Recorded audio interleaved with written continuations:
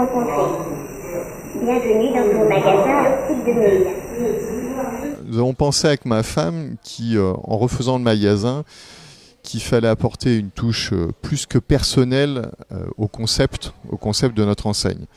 D'où l'idée de se dire on va faire un magasin digital et on va emmener en plus quelque chose qui n'a pas encore été fait dans l'optique, Paper, qui fera l'attraction parce que on parle de digital mais on a souvent affaire à des tablettes, alors que là avec Paper on a affaire à des bras, à une tête, quelque chose qui nous regarde, quelque chose qui bouge, et c'est quand même plus sympa au niveau de l'interaction. J'ai commencé à regarder des vidéos sur YouTube, me renseigner un petit peu de ce qui se faisait.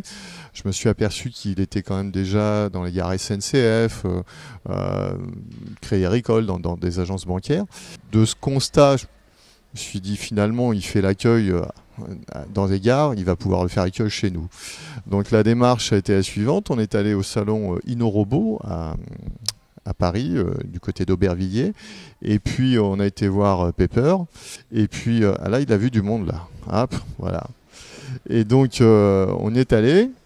On a commencé à se renseigner et puis là on a été plus ou moins refroidi parce que quelque chose à laquelle on ne pense pas, c'est qu'il y a quand même beaucoup de travail derrière.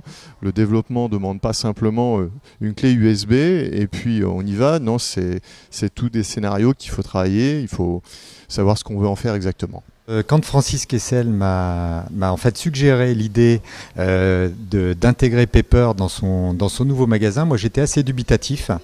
Alors bien que chez Optique 2000 on mette un peu le paquet, je dirais, sur l'expérience client, c'est vraiment des investissements forts pour nous. On veut essayer de faire en sorte que l'expérience client elle soit utile, agréable bien sûr, ludique éventuellement, moderne, mais surtout utile.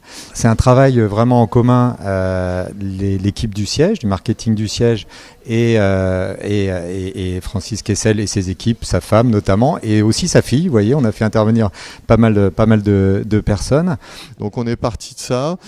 Et puis on a commencé à développer cet accueil, ces conseils à donner sur des lunettes optiques, sur des lunettes de soleil, sur la contactologie, sur aussi la façon dont on peut renouveler son ordonnance, tout. Et puis des jeux, parce que les enfants sont très friands, donc il y a des jeux derrière qui permettent de les divertir. Je vais jouer. Cool, un joueur. Avant de commencer, portes-tu des lunettes? Oui. Très bien. Ça te dit que je t'explique ce que tu as aux yeux? Oui. Tu le sais déjà, mais tes yeux te permettent de voir autour de toi et de me voir moi. Ils sont précieux, mais ils sont fragiles. Tu peux les protéger grâce à des lunettes de soleil et grâce à des lunettes de vue. Par exemple, une personne myope voit mal de loin. Une personne hypermétrope, c'est l'inverse. Et une personne astigmate voit mal les lignes. Moi en tout cas, je te vois bien et je te trouve trop chouette. Allez, maintenant, on joue. En fait, avec un robot, il faut savoir qu'on est en évolution constante. On peut lui faire ce que l'on veut, mais il faut savoir ce que l'on souhaite. Donc, on commence à avoir un petit peu de retour sur les scénarios, les différents scénarios qu'on avait fait. Donc, fort de ça, on commence à déjà prévoir la suite. Au-delà du conseil, peut-être que des marques voudront se présenter via Paper, donc peut-être que des verriers viendront se glisser dans des scénarios pour aussi communiquer, faire de la publicité. Ça fait 3 semaines qu'il est installé en magasin. La réaction est assez différente, mais finalement que positive. Les enfants, c'est tout de suite très facile.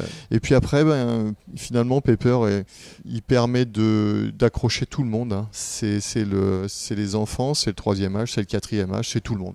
Il a une bonne bouille, il fait son boulot. Voilà, c'est tout ce qu'on lui demandait.